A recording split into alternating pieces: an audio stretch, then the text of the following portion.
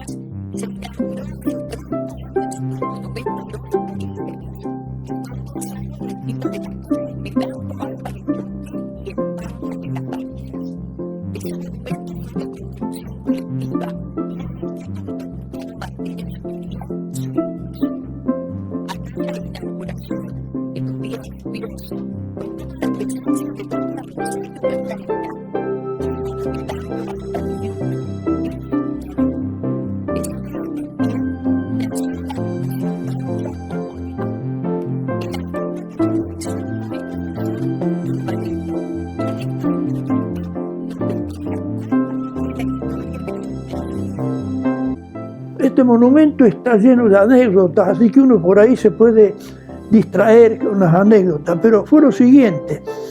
El intendente Rujingi había decidido celebrar los 90 años de la ciudad, ¿no es cierto?, con una serie de actos, libros, etc. Y desde el Subiría queríamos estar presentes de alguna manera, y no sabíamos por qué. Y un día me dice Mainardi, Ernesto Cleto, ¿por qué no piensa algo de un monumento de los orígenes o algo así? Esa palabra usé. Y bueno, ahí empecé a madurar la idea, y entonces, como era un proyecto que estaba encarado desde la institución, desde el Instituto Gustavo Amador Zuviría, fui pergeñando algunos elementos, y como era un monumento que tenía que estar expuesto al público en un lugar abierto, lo elaboré como si fuera una especie de aula al cielo abierto, que tuviera una extensión de carácter pedagógico bien definida. Por eso ahí están todos los elementos de los orígenes. Hice una maqueta primero, que en definitiva es lo que está ahí, casi no hay variantes. Algunas variantes fueron porque, como la construcción es de carácter colectivo, es decir, que no estuve yo solo en eso.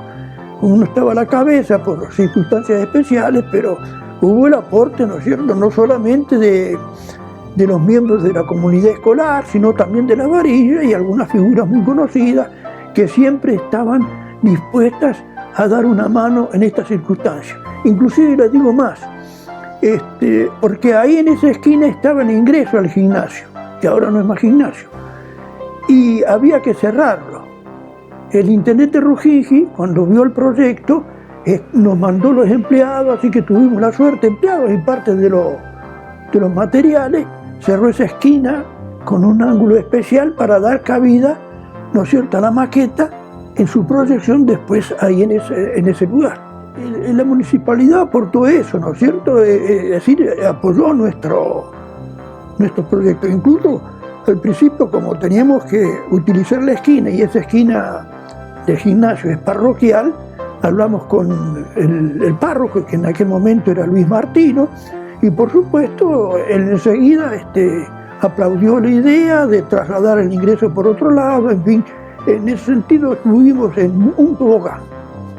Bueno, ahí hay una serie de alusiones, algunas que son explícitas y otras de carácter alegórico y simbólico, para aludir a todas aquellas circunstancias que hacen al origen de las varillas.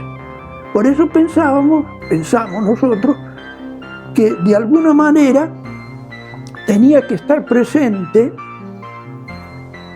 el topónimo, porque nuestro topónimo, Las Varillas, es riquísimo. Yo cuando vine a Las Varillas, y para empaparme y tener empatía con este pueblo que era en aquel momento, ya era ciudad, me puse a investigar y me encontré de la doble versión que tiene el topónimo, ¿no?, de Las Varillas de Chañar que los criollos cuando llegaron acá construyeron sus ranchos y los corrales de palo a pique, y de la otra versión, que es muy decidora. Yo me acuerdo cuando estuve y voy a hacerlo explícito también, en Arañado, dando una charla sobre este tema, y estaba Hamlet Lima Quintana, que me sentaron al lado de él. No te imaginas lo chiquito que me sentía yo al lado de ese prohombre de la poesía, ¿no? en nuestra literatura argentina.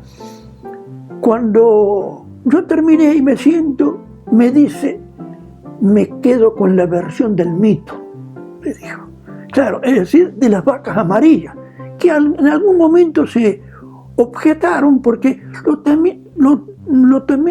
tomaban algunos como un dato real de nuestro nacimiento, que es real, porque en definitiva esa versión de la mutación que hizo las vacas amarillas, las vacas bayas que trajeron los criollos, y por su pronunciación cocoliche de la segunda inmigración, la gringa, se transformó la M en B, como es tan frecuente en la historia de la lengua española a través de su evolución. Las amarillas, las varillas. Entonces ahí está presente, ¿no? Están las varillas que aparecen en el fondo, ahí son postes de algarrobo, y además en los 11 caños que están detrás de Nuestra Señora de las Varillas. Porque es evidente cuando Medardo de Luque ya empieza a venir aquí a fines del siglo XIX, hay que pensar en eso, que se construyó la estancia tan simpática y tan querida que tenemos todavía ahora preservada y habitada. Un hombre muy creyente, imagínense, ya él empezó a traer esporádicamente los primeros misioneros para acompañar en momentos a la comunidad tan pequeña que había en aquellos momentos. Y por supuesto ya invocaba la protección de Nuestra Señora de las Varillas. La impronta que tiene don Medardo de Luque con Nuestra Señora del Rosario, que se vislumbra a través de varias vertientes que confluyen en un solo río, ¿no? Nuestra Señora, patrona de las Varillas, del Rosario. Que Nuestra Señora del Rosario, también patrona de Córdoba, donde él hizo sus estudios secundarios, Montserrat, y los universitarios. Él trató con el padre Brochero. El padre Brochero estuvo en impasse desde allá de la sierra, justamente en los momentos en que Medardo de Luque se había recibido de abogado allá por el 1900. Y tuvo contacto con él, según lo que me certificó la hija que sobrevivió, la última, ya fallecida ahora, que era doña Rosario Moncada de Reina. Y por supuesto era lógico que la devoción se hubiera incrementado en él y la pusieron bajo esa advocación. Por eso está la Virgen ahí, que tiene una estructura especial, no es la tradicional. Está ahí con la cruz, exhibiéndola, mostrándola. El otro día estuvo hablando conmigo el padre Daniel Cavallo y le gustó esa manera. Y me preguntaba por qué el origen de esta. Porque eso nació a través de una escultura que hice yo muy chiquita en una rama seca de un limonero allá en Alicia. Cuando vinimos acá a Las Varillas, yo hice la primera imagen y la conocíamos como Nuestra Señora Corredentora. Pero a mí después un sacerdote me la objetó porque esa advocación medio creaba cierta rispidez con los luteranos. Entonces lo dejaron en suspenso. Y es mi hermano el que me dice, bueno, Nuestra Señora de las Varillas, porque antes estaba la imagen sola, de algarrobo, chiquitita. Y ahí después nació eso de incorporarle el ferrocarril, porque fue la colonización criolla la que trajo el ferrocarril. Los Luques fueron los que dispusieron el terreno para la estación, etc. que en principio no era para acá, porque la estación venía a unos kilometrajes regular desde San Francisco. Pero ellos incidieron, como tenían sus tierras acá, y ofrecieron ese enorme predio, que es ahora el centro cívico, para hacer la parada kilómetro 81, que se llamó en aquel momento. 81 kilómetros de San Francisco, ¿sí? Y después hay otro detalle interesante. Ese enorme durmiente que hay ahí, donde está escrito los orígenes, es cuando en tiempo de Martínez de Hoz se levantó el ferrocarril, allá en la calle Belgrano, donde pasaba el ferrocarril, que frente a la ciudad de los niños, que hizo el padre Mensa, estaba ese tremendo durmiento que está fuera de lo común. Y estaba el muchacho, un señor Romero, de acá de la varilla. Digo, ¿qué van a hacer con eso? No, esto se va a trozar todo. No, pero digo, no hagan eso, es un delito esto. Dice, mire, tráigame un bermoncito y una picada y yo se lo doy. Y yo tenía la breca en ese momento. Cuando lo cargamos la breca parecía un misil por el peso que tenía atrás, ¿no? Y la tuve mucho tiempo, y cuando hicimos el Monumento a los Orígenes, se me ocurrió incorporarlo ahí. Hay un elemento interesante que se integra al significado de esa estructura del monumento. Bueno, está también la calavera, y un par de años después incorporamos el chañar, que era una plantita que tenía 2 años, que yo tenía en una maceta que era un medio tanque de esos tambores de combustible, que de paso lo pusimos, defondamos el tambor y lo pusimos así. Tenía 2 años, era un arbolito así, ¿no? Que lo fuimos siguiendo, manteniendo, y ahora tiene la copa que ya cubre la vereda, ¿no? Una cosa que me olvidaba, está la efigie de Don Medardo. Fue impresionante, hay que ver cómo responde la varilla, porque por ahí, en aquel momento hay algunos sectores que lo objetaban a Don Medardo. Y medio como para tomarle el pulso a la comunidad, cuando con el grupo que trabajaba en cerámica, Raquel Comín, y con mucha fuerza también Eli Romero, hicimos primero la efigie en arcilla, modelamos, trabajamos despacito, llevando varios días. Después le hicimos una caja, le tiramos yeso encima y ahí quedó el negativo. Hicimos la primera imagen de cemento, porque eso es lo que tenía que ir a la fundición. Claro, pero hacía falta mucho bronce, y el bronce era caro. Y se nos ocurrió hacer una campaña de la chatarra de bronce. Yo me acuerdo que salíamos, teníamos las bocinas rojas y azul, que ponía sobre la breca, y recorríamos las varillas diciendo que tal día los alumnos del colegio, por eso digo que es una construcción colectiva, iban a pasar casa por casa a recoger todo lo que fuera chatarra, las manijas de las puertas, llaves, en fin, de todo, ¿no es cierto? Todos los restos que hubiera por ahí.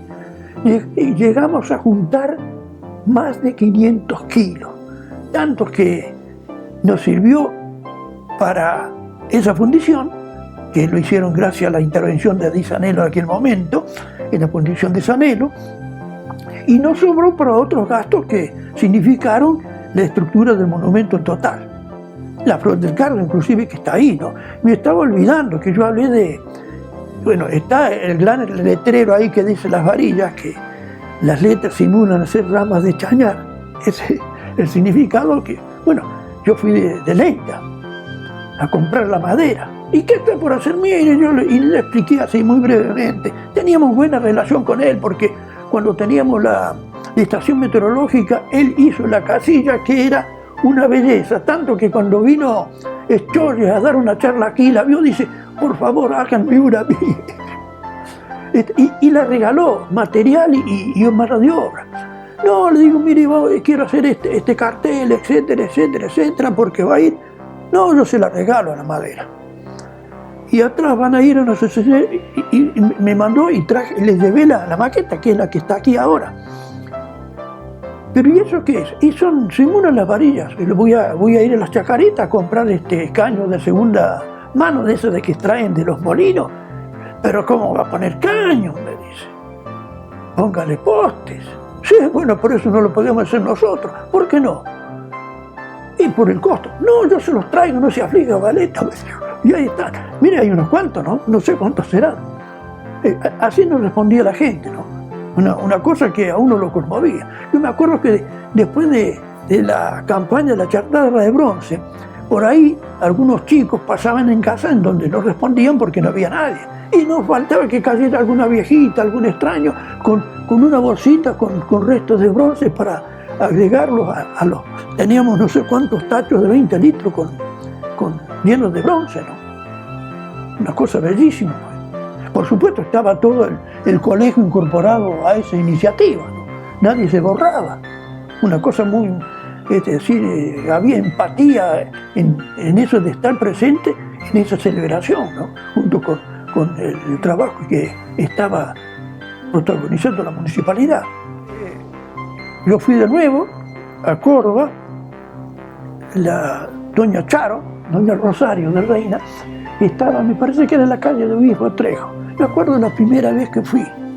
Nosotros ya teníamos el libro Don Medardo, desde los orígenes, construyendo el futuro, que se lo llevé. Iba yo, pucha, estará, no estará, porque había pasado antes, no había nadie.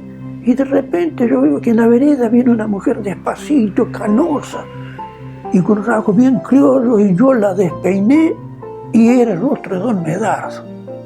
Así que, ahí nomás, yo la encaré en la vereda, y mire usted, sí, bueno, me hizo pasar una belleza, muy amable, muy dispuesta. Puso a conversar conmigo, yo le entregué el libro, ella tenía en una mesita ratona los anteojos, me acuerdo el detalle, ¿no? La anécdota vale, que tomó el libro, lo miró así para arriba y leía sin anteojos. 91 años tenía en ese momento. Era para conmoverse, ¿no? Y bueno, y entonces vino ella con una comitiva, claro, no podía estar sola, o sea, alojó en el Hotel Mayo en aquel momento, que era el hotel tradicional de las Varillas, y estuvieron en el acto. Llovía. Así que la parte formal, el padre Luis Martino en aquel momento, dice, no, vengan a la iglesia, lo hacemos en la iglesia. Así que todo el aspecto del organizativo se hizo ahí. Y en un momento que se produjo un claro, nos fuimos a un monumento que estaba el rostro de Don Medardo cubierto con un paño blanco. Por supuesto, le entregamos ese día un ramo de flores de cardo que Lidia, usted creo que vos lo conociste, creo, la Lidia, no, dice, yo me lo llevo, se lo llevó a Córdoba. Le invitamos a doña Charo y a los que la acompañaban que descubrieran la efigie. Y bueno, doña Charo la descubrió, le tendió a uno de los presentes el paño, y cuando lo vio Don Medardo se abrazó, dice, igualito, igualito, igualito. Conmovida, pobre mujer, ¿no? Que le hicieran un homenaje al papá. Me acuerdo que el Javier García en aquel momento tenía vuelo poético, sacó varias veces el primer premio concurso literario Guas, y yo había sugerido que hiciera un romance de las Varillas, aludiendo a los orígenes y a Don Medardo.